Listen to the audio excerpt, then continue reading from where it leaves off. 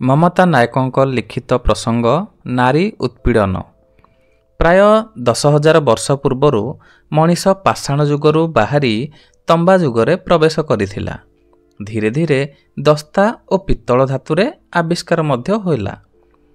ତଥାପି ମଣିଷ ପ୍ରକୃତି ଲବ୍ଧ ବସ୍ତୁ ସାହାଯ୍ୟରେ ହିଁ ଜୀବନ ଅତିବାହିତ କରୁଥିଲା। କୌଣସି ନିର୍ମାଣ କାର୍ଯ୍ୟ କରୁ ବି ନଥିଲା। ଜଙ୍ଗଲରେ ମିଳୁଥିବା ଫଳ, ପରିବା ଓ ପଶୁ ଶିକାର ମାଂସ ହିଁ ଭକ୍ଷଣ କରୁଥିଲା। ସେତେବେଳେ ସେମାନେ ଛୋଟ ଛୋଟ ଦଳରେ ବାସ କରୁଥିଲେ।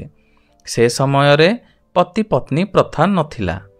ବାନର ଜାତି ଭଳି ନର ଓ ମାଦା ମା ନାରୀ ଓ ପୁରୁଷ ହିସାବରେ ମଣିଷ ସମାଜ ଥିଲା।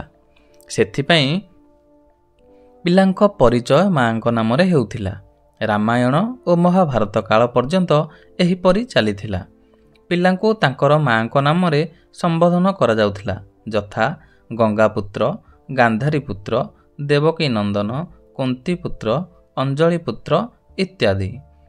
ଦଳବାଦରୁ ଯେତେବେଳେ ସାମନ୍ତବାଦ ଆରମ୍ଭ ହେଲା, ସେତେବେଳେ ବହୁପତ୍ନୀ ପ୍ରଥା ଆରମ୍ଭ ହୋଇଗଲା। ପୁରୁଷ ନିଜର ଶାରୀରିକ ବଳ ଯୋଗୁଁ ନାରୀକୁ ନିଜର ଦାସୀ ବନେଇ ରଖିବାରେ ସଫଳ ହେଲା। ଏହିଠାରୁ ନାରୀର ଉତ୍ପୀଡ଼ନ ଆରମ୍ଭ ହେଲା। ପୁରାଣଗୁଡ଼ିକରେ ବର୍ଣ୍ଣିତ ତଥ୍ୟ ଅନୁସାରେ ବିଭିନ୍ନ ଚିତ୍ର ଓ ମୂର୍ତ୍ତି ଦେଖିବାକୁ ମିଳିଲା ଯେ ଲକ୍ଷ୍ମୀ ଦେବୀ ଭଗବାନ ବିଷ୍ଣୁଙ୍କୁ ପାଦ ସେବା କରୁଛନ୍ତି। ରାମାୟଣରେ ସୀତା କହୁଛନ୍ତି, ସ୍ୱାମୀ ମୁଁ ଆପଣଙ୍କର ଚରଣର ଦାସୀ। ସୀତା ନିଜ ପତିକୁ ଆର୍ଯ୍ୟପୁତ୍ର ବୋଲି ସମ୍ବୋଧନ ମଧ୍ୟ କରି କହୁଛନ୍ତି, ମୋତେ ଆପଣଙ୍କର ଚରଣରେ ସ୍ଥାନ ଦିଅନ୍ତୁ। ତୁଳସୀ ରାମାୟଣର ଅଯୋଧ୍ୟା କାଣ୍ଡରେ ଅଯୋଧ୍ୟାର ବର୍ଣ୍ଣନା କରିବାକୁ ତୁଳସୀ ଦାସ ଲେଖିଛନ୍ତି ଯେ ଅଯୋଧ୍ୟାବାସୀଙ୍କ ପାଇଁ ଚନ୍ଦନ, କୁନ୍ଦନ, ଫଳ, ପୁଷ୍ପ ଏବଂ ନାରୀମାନେ ଅଛନ୍ତି। ଏହାର ଅର୍ଥ ସେ ନାରୀକୁ ବି ବସ୍ତୁ ଭଳି ଗୋଟିଏ ଭୋଗବିଳାସର ପଦାର୍ଥ ରୂପେ ଦେଖିଛନ୍ତି। ତୁଳସୀ ଦାସ ଆହୁରି କହିଛନ୍ତି, ପତି ଯେମିତି ବି ହେଉ ସ୍ତ୍ରୀର କର୍ତ୍ତବ୍ୟ ହେଉଛି ତାଙ୍କର ସେବା କରିବା। ଯଦି ସେ ଏଭଳି କରିବ ନାହିଁ, ତେବେ ସେ ଅକାଳ ବୈଧବ୍ୟ ଭୋଗ କରିବ। ନାରୀକୁ ଭୟ ଦେଖାଇ ମାନସିକ ଗୋଲାମୀ କରିବା ସହଜ ହୋଇଛି। ଖାଲି ଏତିକି ନୁହେଁ, ସେ ଲେଖିଛନ୍ତି, ଢୋଲ, ଗମ୍ବାର, ଶୂଦ୍ର, ଅରନାରୀ ଏ ସନ ତାଡ଼ନେ କେ ଅଧିକାରୀ। ମନୁସଂହିତା ଧର୍ମଗ୍ରନ୍ଥ ଅନୁସାରେ ନାରୀମାନଙ୍କୁ ବିଧବା ବିବାହ କରିବାରେ ଘୋର ପାପ ଥିଲା। କନ୍ୟା ସହିତ ଯୌତୁକ ଦେବା ପାଇଁ ପ୍ରୋତ୍ସାହିତ କରାଯାଉଥିଲା। ଯେଉଁ ସ୍ତ୍ରୀ ପୁତ୍ର ଜନ୍ମ କରେ ସେ ଉତ୍ତମ ସ୍ତ୍ରୀ ହୋଇଥାଏ, କିନ୍ତୁ ସନ୍ତାନ ଉତ୍ପାଦନ କରିପାରୁନଥିବା ସ୍ତ୍ରୀକୁ ସ୍ୱାମୀ ତ୍ୟାଗ କରିଦେଇପାରେ।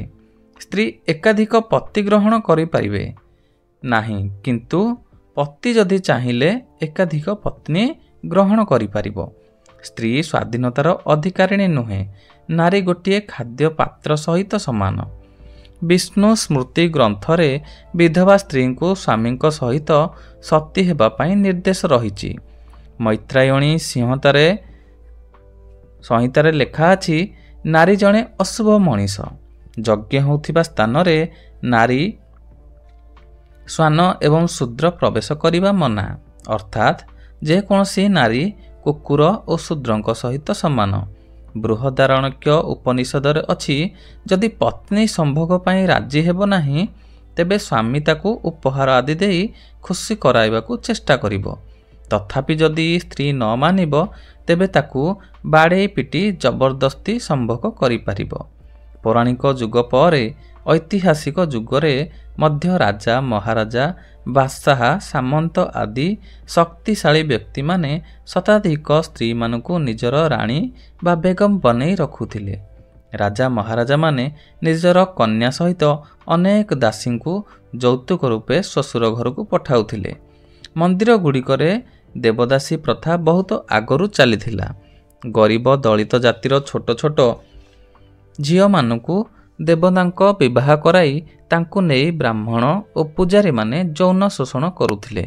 ଯଦିଓ ସରକାର କାନୁନ ତିଆରି କରି ଏହାକୁ ନିଷିଦ୍ଧ କରିଦେଇଛି, ତଥାପି ଏବେ ମଧ୍ୟ କର୍ଣ୍ଣାଟକର ବେଲଗାମ ଅଞ୍ଚଳରେ ଦଳିତ ଜାତିର 12-13 ବର୍ଷୀୟ ଝିଅମାନଙ୍କୁ ଉଲ୍ଲାମା ଦେବୀ ଜଗତମା ସାଙ୍ଗରେ ବିବାହ କରିଦିଆଯାଉଅଛି। ଗୋଟିଏ କନ୍ୟାକୁ ଅନ୍ୟ ଏକ ସ୍ତ୍ରୀ ସହିତ କାହିଁକି ବିବାହ କରାଯାଉଛି, ତାର କାରଣ ଜଣା ନାହିଁ। ସେହି ଝିଅମାନଙ୍କୁ ପୁନେ ଓ ମୁମ୍ବାଇର ଦଲାଲମାନେ ଚାକିରି ଦେବା ଲୋଭ ଦେଖାଇ ନେଇଯାଆନ୍ତି, କିନ୍ତୁ ସେମାନେ ସତରେ ବେଶ୍ୟାଳୟରେ ବିକ୍ରି କରିଦେଉଛନ୍ତି। ହିନ୍ଦୀ ସିନେମା ଗିଦ୍ରେ ଏହି ଦେବଦାସୀଙ୍କ ଜୀବନର ମାର୍ମିକ କାହାଣୀ ନିଖୁଣ ଭାବରେ ଚିତ୍ରଣ କରାଯାଇଛି। ଆଧୁନିକ ଯୁଗର ନାରୀ ଉତ୍ପୀଡ଼ନ କାହାଣୀ କିଛି କମ୍ ଦୁଃଖଦାୟକ ନୁହେଁ। ନେପାଳ, ବିହାର ଓ ବାଂଲାଦେଶରୁ ଯୁବତୀମାନଙ୍କୁ ଆଣି ବିଭିନ୍ନ ରାଜ୍ୟରେ ବିକ୍ରି ହେଉଛି। ନେପାଳର ଲୋକମାନେ ଆର୍ଥିକ ଅନାଟନ ଯୋଗୁଁ ନିଜର କନ୍ୟାକୁ ଭାରତୀୟ ଦଲାଲମାନଙ୍କୁ ବହୁତ କମ୍ ଦାମରେ ବିକ୍ରି କରିଦେଉଛନ୍ତି। ସେମାନେ ଦିଲ୍ଲୀ, କଲିକତା, ମୁମ୍ବାଇ ଆଦି ବଡ଼ ବଡ଼ ସହରରେ ବେଶ୍ୟାଳୟଗୁଡ଼ିକରେ ବହୁତ ମହଙ୍ଗା ଦାମରେ ବିକ୍ରି କରୁଛନ୍ତି। ଏହି ଗରିବ ଅସହାୟ ଯୁବତୀଙ୍କୁ ଉଦ୍ଧାର କରିବା ପାଇଁ କୌଣସି ସରକାର ଦୃଢ଼ ପଦକ୍ଷେପ ଆଜି ପର୍ଯ୍ୟନ୍ତ ନେଉନାହାନ୍ତି। ଆଜିକାଲି ମଡେଲିଂ ଓ ବିଜ୍ଞାପନ ଜଗତରେ ନାରୀଙ୍କ କମ୍ ବସ୍ତ୍ରରେ ଶରୀର ପ୍ରଦର୍ଶନକୁ ବେଶୀ ଗୁରୁତ୍ୱ ଦିଆଯାଉଛି। ଆପଣ ଭାବନ୍ତୁ, ସିମେଣ୍ଟ ବିକ୍ରି ପାଇଁ ନାରୀର ଶରୀର ପ୍ରଦର୍ଶନ କ'ଣ ଆବଶ୍ୟକତା? ନାରୀକୁ କମ୍ ବସ୍ତ୍ର ପିନ୍ଧାଇ ପୋଖରୀରୁ ବାହାରୁଥିବା ଦୃଶ୍ୟ ଦେଖାଉଛନ୍ତି କାହିଁକି? ନାରୀ ସହିତ କୌଣସି ସମ୍ପର୍କ ରହୁନଥିବା ବସ୍ତୁର ବିଜ୍ଞାପନ ପାଇଁ ନାରୀ ଶରୀରର ପ୍ରଦର୍ଶନ କରୁଛନ୍ତି। ସତେ ଯେପରି ନାରୀ ମା, ଭଉଣୀ, ପତ୍ନୀ ନ ହୋଇ ଗୋଟିଏ ପଣ୍ୟ ବସ୍ତୁ। ସୁନ୍ଦରୀ ପ୍ରତିଯୋଗିତାରେ ମଧ୍ୟ ନାରୀର ଜ୍ଞାନ, ପ୍ରତିଭା ଓ କୁଶଳତା ଅପେକ୍ଷା ଶାରୀରିକ ସୌନ୍ଦର୍ଯ୍ୟକୁ ବେଶୀ ଗୁରୁତ୍ୱ ଦିଆଯାଉଛି। ଅନ୍ୟପଟେ ଅନେକ ନାରୀ ଆଜି ଯେକୌଣସି କ୍ଷେତ୍ରରେ ଯୋଗ୍ୟତା ହାସଲ କରି ପୁରୁଷମାନଙ୍କ ଅପେକ୍ଷା ଅଧିକ ପାରଙ୍ଗମ ହୋଇପାରିଛନ୍ତି। ଦୁଃଖର କଥା ଯେ ନିଜର ଯୋଗ୍ୟତା ଓ ପ୍ରତିଭାର ବିକାଶ କରିବା ପାଇଁ ସମସ୍ତଙ୍କୁ ସୁଯୋଗ ଦିଆଯାଉ ନାହିଁ। ଆଜି ଆମ ସମ୍ବିଧାନ ନାରୀକୁ ପୁରୁଷ ସହିତ ସମାନ ଅଧିକାର ଦେଇଛି, ତଥାପି ନାରୀ ନିଜର ବାପଘର ସହିତ ଭଲ ସମ୍ପର୍କ ରଖିବା ପାଇଁ ନିଜ ଭାଗର ସମ୍ପତ୍ତି ଅଧିକାର ଦାବି କରୁନାହାନ୍ତି। ନାରୀମାନଙ୍କର ପୁରୁଣା ମାନସିକ ଦାସତ୍ୱ ବି ଏକ କାରଣ ହୋଇପାରେ। ପୁରୁଷ ସମାଜକୁ ଆଜି ନାରୀଙ୍କର ନ୍ୟାଯ୍ୟ ଅଧିକାର ଦେବାକୁ ହେବ। ଦେଶର ଅଧା ଜନସଂଖ୍ୟା ନାରୀ ଜାତିକୁ ସେମାନଙ୍କର ଅଧିକାରରୁ ବଞ୍ଚିତ ରଖିବା ସମାଜ ଓ ଦେଶ ପାଇଁ ଘୋର ଅନ୍ୟାୟ। ଗୋଟିଏ ସଶକ୍ତ ରାଷ୍ଟ୍ର ନିର୍ମାଣ କରିବା ପାଇଁ ନାରୀମାନଙ୍କୁ ଉଚିତ ଅଧିକାର ଦେବାକୁ ହେବ। ସଂସଦରେ ଆଜି ପର୍ଯ୍ୟନ୍ତ ମହିଳା ଆରକ୍ଷଣ ବିଲ୍ ପାସ୍ ହୋଇପାରିନାହିଁ। ପଞ୍ଚାୟତ ନିର୍ବାଚନରେ ଯଦିଓ ନାରୀଙ୍କୁ ଭୋଟ ଦେଇ ସରପଞ୍ଚ ବନେଇ ଦିଆଯାଉଛି, କିନ୍ତୁ ଅଧିକାଂଶ ସ୍ଥାନରେ ତାଙ୍କର ପତି ହିଁ ସବୁ କାମ କରୁଛନ୍ତି। ଏଥିପାଇଁ ମହିଳା ସମାଜକୁ ଆର୍ଥିକ, ମାନସିକ ଏବଂ ରାଜନୈତିକ ସ୍ୱତନ୍ତ୍ରତା ମିଳିବା ଅତ୍ୟନ୍ତ ଜରୁରୀ। ଭିଡ଼ିଓ ଭଲ ଲାଗିଲେ ଲାଇକ୍ କରନ୍ତୁ, କମେଣ୍ଟ ବକ୍ସରେ ନିଜର ମତାମତ ଦିଅନ୍ତୁ। ଭିଡ଼ିଓ ଭଲ ଲାଗିଲେ ଭିଡ଼ିଓକୁ ସେୟାର ମଧ୍ୟ କରନ୍ତୁ। ନୂଆ ଭିଡ଼ିଓ ଦେଖିବା ପାଇଁ ଟ୍ରୁଥ୍ ଅଫ୍ ଓଡ଼ିଆ ଚ୍ୟାନେଲକୁ ସବସ୍କ୍ରାଇବ୍ କରନ୍ତୁ ଏବଂ ବେଲ୍ ଆଇକନକୁ ଦବାଇ ଦିଅନ୍ତୁ। ପରବର୍ତ୍ତୀ ନୂଆ ଭିଡ଼ିଓକୁ ଦେଖିବା ପାଇଁ ଅପେକ୍ଷା କରନ୍ତୁ। ଦେଖାହେବ ପୁଣି ଆଉ ଏକ ଶିକ୍ଷଣୀୟ ଭିଡ଼ିଓରେ। ନମସ୍କାର।